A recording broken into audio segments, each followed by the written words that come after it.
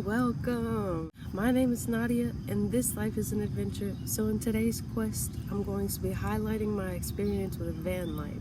I'm excited for today's video because I decided to wake up early as I usually do and walk to the park up the street from where I live and film this video. So I'm up with the birds, I'm up with the squirrels, you can hear them all around me. I got to see all the beautiful animals as I walked to this park this morning. That's also why I look extremely sleepy. But it's okay, I'm not here for how I look, but for what I have to share. And I thought it was important for me to share that because a major, wonderful, beautiful transformation and lesson that I got to learn from my experience with van life was that traveling, wandering, being a nomad as I call myself, truly is not about the transportation that you use, but the mindset and the drive for exploration that you have.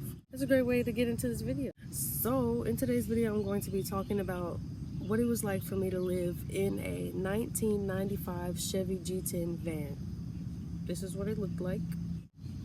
This is what it looked like when I got it. It was atrocious. And I did fix it up. All cute and beautiful and fun and pleasant to live in. Before I get into this though, I would like to make a disclaimer and say that I didn't go into van life fully 100% traveling the country the way that most people do.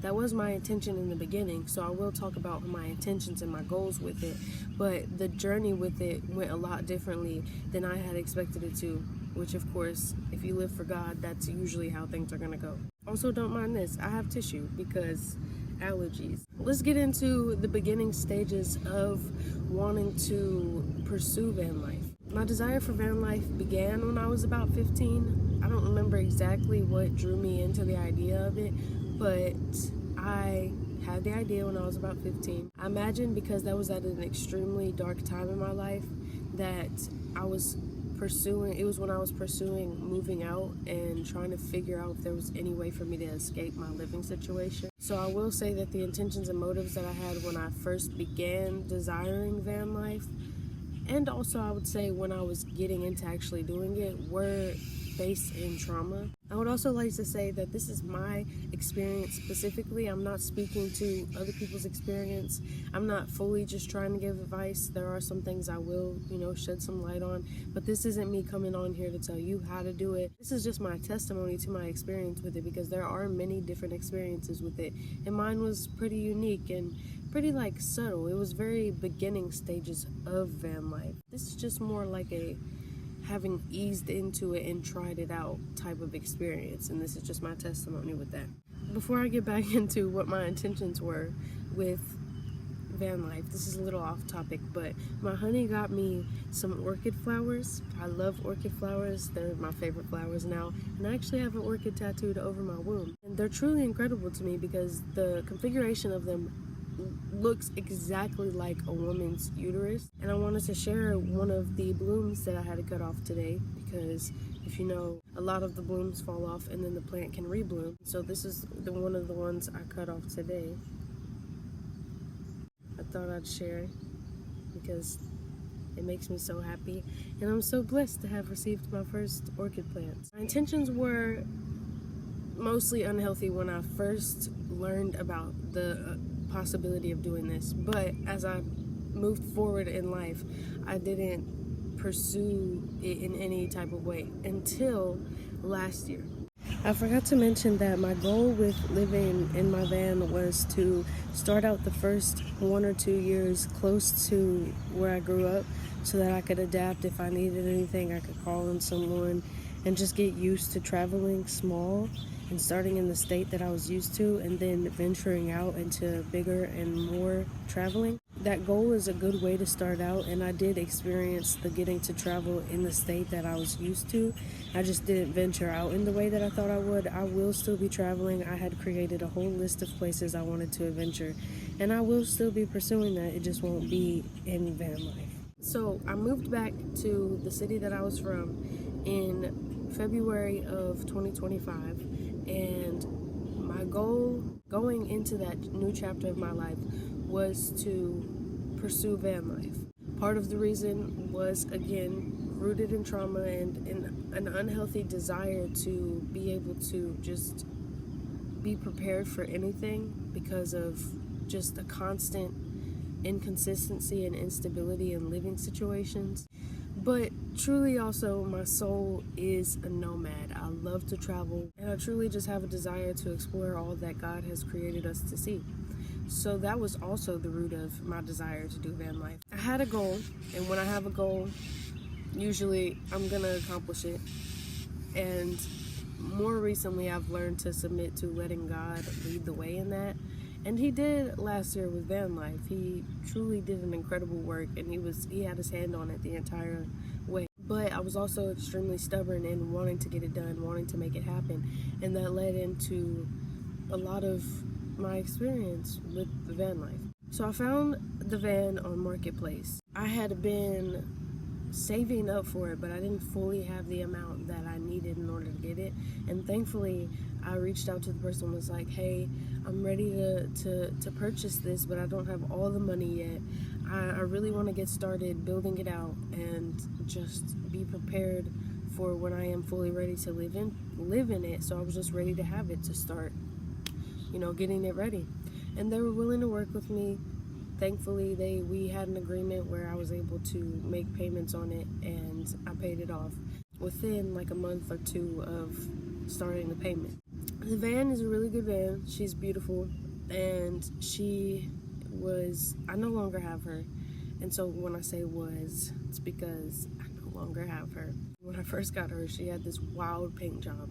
And so it just reminded me a lot of a ladybug because of all the red and black. So I called her Ladybug, or Lady for short. She was extremely reliable. I never had any true mechanical issues with her. Maybe little things like needing a new power steering pump or needing to change headlights and stuff because she was older. She did have 199,000 miles when I got her, and she had 208,000 when I laid her to rest. So I got a little bit of travel miles in. I was traveling back and forth between the city that I was from and the state that I had moved to. I mentioned it in my testimony video. So I got a little bit of traveling in. I didn't get to see many sights as far as traveling goes, but the road that I would take from the state that I was from to the other state was truly beautiful and had some beautiful views along the way. I didn't invest too much into her. I would say about $1,000, and a majority of that was like with decoration and appearance wise stuff. I did purchase a portable toilet and sink to use in her. I will say, if you're going to pursue van life, I've heard this often, and I would completely agree that Chevy vans are incredible vans. Chevys in general, great products, especially older ones because they're made for durability. And they're also not necessarily made to fully live in. Some of them are. They have a higher or raised ceiling, but the one that I had, you couldn't fully stand up in. So a majority of the time I was crouched down, bending my neck, which I'm only 5'4", so it wasn't the most unbearable thing, but having people in it was difficult because most people did not like that they couldn't fully stand up. I will say, because I got a cargo van specifically, the amount of space that was in it really shocked everyone, and people who would visit me in my van could enjoy that there was a lot more space to move around than they had expected. But I will say, if you are beginning van life, it is a great van to purchase. But if you are trying to get comfortable in van life, it is not so great because you will grow tired of having to crouch and not feeling truly comfortable accessing your basic needs like toilet and sink. Although those things are still usable, and I, being an adaptable person, made it work. After a while, it feels less like enjoying van life and more like surviving it. If you're really wanting to embrace what it means to live in a van, you don't want to constantly feel like you're surviving it. So you want to make sure that the basic needs, the comfortability, all types of things are aligning with you. So you're not just settling for your experience with van life, but more so growing comfortability in it. I did not have air and heat, so my van had this weird thing where she was like, sometimes I'll blow air, sometimes I'll blow heat every once in a while. Almost never used those elements of her. And you can imagine that the summer was really, really, really hot, and the winter was really, really cold. And those are the two main aspects that led me away from wanting to fully live in her. I was able to find ways to survive those aspects, and I truly love the not only wisdom but the experience that I gained from enduring those things. But after a while, it really was just surviving van life instead of actually living it.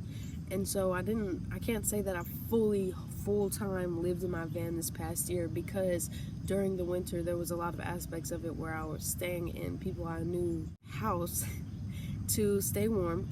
During the summer, I spent a little bit of time in someone's house. The majority of the time, I will say, I was outside in my van, and I did navigate that by spending a lot of time outside of my van. That's why I say a Chevy or this kind of van life situation is good for when you're first getting into it, because it leads you to spend a lot of time outside, which is kind of the purpose for van life, or part of the purposes. And so doing it this way, because it's such a confined space, you're going to want to be led to adventure more. So if you're not much of an adventurer at heart, but you want to pursue this, that's a great way to go about it, where you're almost forced to adventure because it leads you to adapt and grow a love for it. So I will say I had a lot of adventures and experiences with living in Ladybug. When I first moved into Lady, I was not at all prepared to move into her. I had a situation where I was staying at, and I had to leave suddenly in the middle of the night. Abruptly, I ended up living in my van prematurely. I didn't have everything I needed for it. I didn't even have the toilet or the sink yet. It was a lot of adapting to that experience, having jumped in head first, which I remember during that time I prayed a lot, being thankful for that God did it that way. Try not to say this anymore because the Bible talks about not going to extremes, but I've said for a while that I'm an extremist. So at this time I still was an extremist. I've calmed down, but at this time I was still an extremist. I was like, this feels right. Just jump in head first, go ahead and get the experience in. And I also say that because I did have, this was a month after I had, not even a month. This was not even a month after I had gotten my dog Solvio. I will do a video introducing him soon. He is my bestest friend in the whole world. But I had gotten a dog because I knew that I wanted to have a dog while I experienced van life. And I got him younger. Thankfully, I was blessed to have gotten him when he was only 3 months old. So his experience in the beginning stages of van life really adapted him to exploration. I call him my little adventure dog because he truly is now, and he has a drive for it, so much so that now that we've settled down a little bit, he's like, what's going on? Like, why is there no adventures? Gave him, I think this bird wants to be in my video. Hey. He gave him a bit of experience in such a way that adapted him to what van life was like, and that surprised people a lot of times. They were like, he listened so well, and he would just hop right in the van because he knew that was home. He knew to do this little thing where he stretched on the door when he was ready to go outside. He truly adapted and became comfortable with that lifestyle. The earlier you teach your kids something, the more easily it is for them to adapt. Obviously it's a dog, but it is like raising a kid. And so I had a dog, prematurely moved into the van. I was still working at this job at an animal shelter and just trying to fully get everything ready while still paying on the van at this time as well.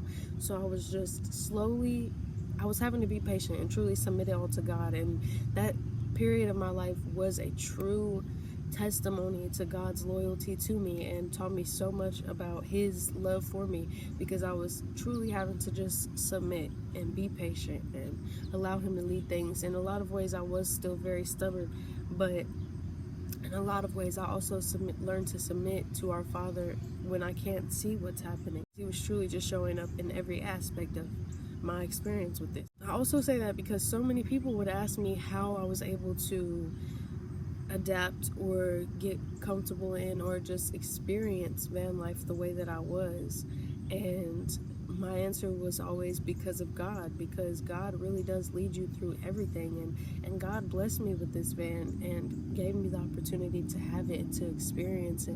And so I wanted to just truly embrace the blessing, and so that was the only reason truly that I was able to navigate the seasons of van life. If it were on my own understanding and on my own feelings, I would have gave up very quickly because of the circumstances of it. I done ran out of tissue already. Although I didn't have the most acceptable, I guess you could say, experience with van life, it was still truly unique to me and truly fit the person that I am and taught me so much and was such a great experience for me. And the van just passed by as I'm saying this. It wasn't an experience that most people would say, oh, you truly experienced van life, but to me it was my version of van life. Here are some pictures of the way that I had the interior looking. I have this idea, and it has shown itself to be true a lot of times, but I have this idea that if you make a space feel as cozy as possible and truly embrace your soul into the space that you are in, you will grow a lot more comfortability and peace in that space. It didn't really matter to me that I didn't have every necessity that I needed in van life, as long as it was a sanctuary is what I called it. It was a sanctuary to me, but also to the people that I invited in. And they would say that, like, it feels cozy in here, it feels like a sanctuary. My van went through very many different stages in appearance. Naturally, that's how a house usually is. Like, you do different things in it and you just make it look different for different seasons. So that's kind of what I did. And I will say each season was more beautiful than the next because I was just growing such a connection with myself, such a connection with God. And I wasn't fully submitted to God's will for my life, but it led me to learn so much about what that even truly means. And part of that is the expecting the unexpected, growing comfortability in the unknowing, because one thing about van life, every day is going to look different. The traveling aspect of it, the constantly having to find somewhere to park, food, so many elements go into the uncertainty of van life, and the ability to adapt to that and learn from that is truly a superpower. And it's a great experience to get to transform and renew your mind through each step of van life. My food situation was interesting. I spent a lot of time around family or people that I knew, so majority of the time I was eating with them, but I would get things that I didn't really need to cook or things that would last a while, like peanut butter and jelly, that type of thing. There were some days I wasn't eating, which I'm kind of like that in general because it's important to fast, but I didn't have a kitchen situation. I was working towards that, but after a while, because I spent so much time around people that I knew, I was like, there's no need for me to even try to get a kitchen set up right now. My power source were these 2 power banks that I had that were solar panel charged. I still have one of them, and that is truly incredible. I would urge anyone in any living situation to get a solar power source. You'll thank me later. I'm not even going to explain that. And I also had a portable shower, which I never ended up using on myself. Thankfully, I had options such as a youth center that I could go take showers at, and people that I knew who allowed me to take showers. So the resources that I had, because I was so close to home, made it a lot easier to adapt to my circumstance and living with van life. Like I said, not everyone's experience is gonna be like that. Some people are going into it with no people close to them at all, which is almost how I went into it. And then I eventually ended up reconnecting with people. Find centers near you that have free showers and things. Those resources are really good. I know that Planet Fitness memberships are really good for showers and also just getting some exercise in, and I did want to try that for the longest. I just never got to doing it. As far as my income goes, I didn't have an income majority of the time that I lived in my van. When I first started, the first few months, I did have a job and I had saved a little bit to go into living in van life, but the majority of the time I did not have an income. It wasn't for the grace of God constantly providing me with my resources, and then people that I had close to me providing me with basic necessities, I would not have survived the way that I did. I am minimalist in general, so that it wasn't a struggle to really have the resources I needed, because there wasn't much that I needed.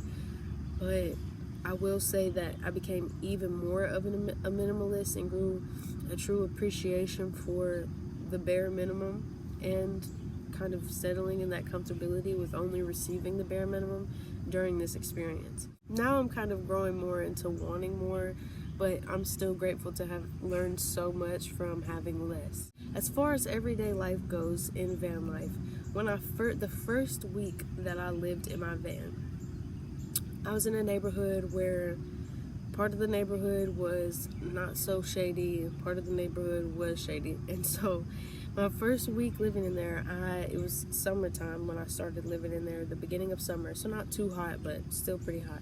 I had my window cracked maybe this much, because I mean, I knew the area that I was in, so I knew I couldn't just have it open, and I needed airflow. And there's only 2 front windows that opened in my van. That was one of the major downsides of my van. So I had my window cracked a little bit, and somehow, some way, a homeless person got the door open and was trying to come in there to sleep, and they did not know that I was in there. Thankfully, I think quick on my feet, and at the time, Silvio was still so young that he didn't react in a protective way, so they didn't know we were in there. They didn't even make it past the front seat, and I had swung something around and yelled or something. No, I just swung something around and it startled them, so they ended up like, oh, and then like left. But I think it was just funny because it was the first week that I was in there. People were trying to warn me, oh, this, and this could happen when you live in van life, and I was like, I'm prepared for it because God will lead me through the experience when it comes. And I think it's funny the response that I had, and that it worked and everything. It obviously could have went very differently, but when you have God on your side, you are always protected. I lived every day kind of normally. I spent a lot of time outside. Like I said, I would travel and just walk around, and I became close with so many different homeless people because of all the time I spent outside, just having conversations with them and sharing with them the necessities that I had, like food or water or, you know, anything that they needed that I had to offer. Just growing in appreciation for the people that live on the street, and I just spent a lot of time enjoying nature and growing a reverence for all that God has created for us to experience. I was really just connecting with myself, spending time reading self-help books and spending a lot of time reading my Bible. I didn't get to travel to many destinations as majority of van life is meant to be for. I did travel to this place that I used to go to growing up, this beautiful lake that just brings so much peace to my soul, and that was the first day that I fully started driving and living in van life, and that was also the first and only time I've gotten in a car accident. That day, right after I just had that peaceful excursion, and it was just such a beautiful day, and it was a few days before my 21st birthday, and then I was turning back into where I stayed parked at, and I got hit in the front corner of my van. That was a really discouraging experience because it was like, okay, well, this is my first day driving it. Should I not be doing this? But I didn't allow that to keep me down. I kept faith that God was going to continue to lead me through it, and he did. My van life experience was very different, so I don't feel like I have many aspects of it to speak on because it was pretty normal. It was just me living an everyday life, nothing extravagant, not getting to travel all the time. I was just existing in van life. And I will say, if I had pursued it fully and had a van where I had a shower and all the basic necessities, where I pretty much had an apartment inside my van, I would have done it for 10 plus years. And that was my intention going into it, to try it out with my Chevy and then build up to something bigger. Now though, I've grown a desire to want to get comfortable somewhere, to settle down into marriage and union and build a family. And that's not to say I won't ever again try van life. It'll just probably be later down the line. Everyone's experience is unique, and I think it's important to share that because there's a lot of glorification of van life on the internet, and part of my motivation with starting so subtle and starting with the real basics was because I wanted to experience what it was really like to live in van life, because a lot of vans nowadays are just starting to look like mini apartments or tiny homes. While there's nothing against that style of living in a van,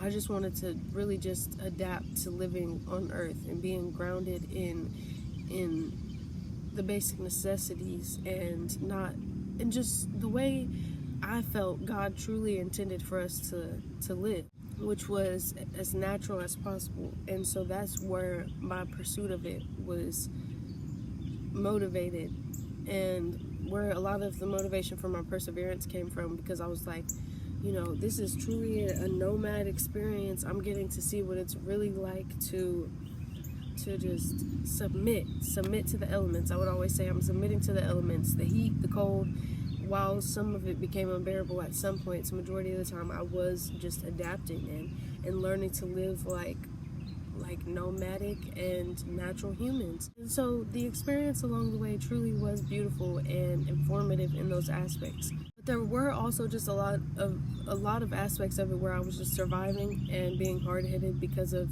the root of my pursuit of it, which was trauma, which was a fear of getting comfortable somewhere because of how much I had been uprooted abruptly. And so it came to a point where I had to stop being hard-headed and accept, hey, this might not be for you the way that you think it is. And I don't have anything against van life. I truly appreciate the experience that I had with it. I might have to end this video soon because my allergies are going crazy. I would pursue it again sometime, just in a very different way, where I'm not just surviving it, but getting to live it. Like I said, I don't have many things to highlight with my experience with it. I wish there was more that I could add to it, but it was just pretty normal, just existing day by day as if I didn't have a stable living situation, because that's pretty much what that experience was for me. But I truly enjoyed each experience that came with each step of van life, and I enjoyed strangers constantly telling me, I love your van, and people constantly asking me and being curious about me living in it. And it was truly just an experience that grounded me in incredible ways and taught me so much about enjoying being present. And that's kind of what I wanted. If I can have an experience that'll give me wisdom and insight, but also just ground me, then I will submit to that. That's the kind of experiences I want to have. So that's truly it for this video. I don't have much more to say. Nothing really is coming to mind. Like I said, it was a very simple experience. So if I ever have anything else that I want to share, I'll just share it in future videos. I hope you all enjoyed my testimony to my experience with van life. I love you and God loves you. Toodles!